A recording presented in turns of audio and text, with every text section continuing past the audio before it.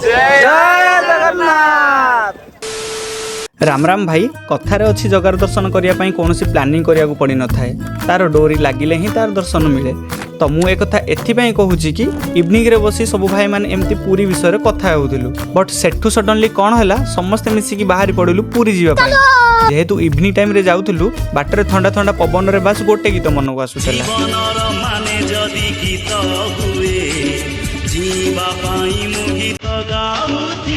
Water भाई मान सह मजा मस्ती केते जाकि आम पुरी रे पाई गलु आमको जना ही पड़ानी।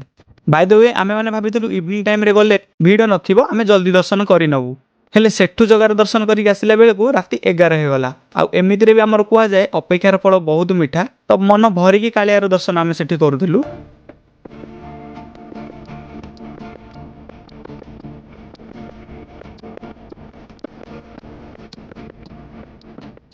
आ सेठू लेट न करी डायरेक्ट आमे चली गलु पुरी सी बीच को। भाई सीरियसली सेठी नाइट व्यू आउ ता सो माउसिंग हाथरू एते सुंदर सुंदर खाइबा खाइकी दिल तो पूरा दिल गार्डन गार्डन हो रहा है। बहुत मजा आ रहा है यहाँ पे, यहाँ लबे सीरी सा लग रहा है। दिल गार्डन गार्डन होले होले से दवा लग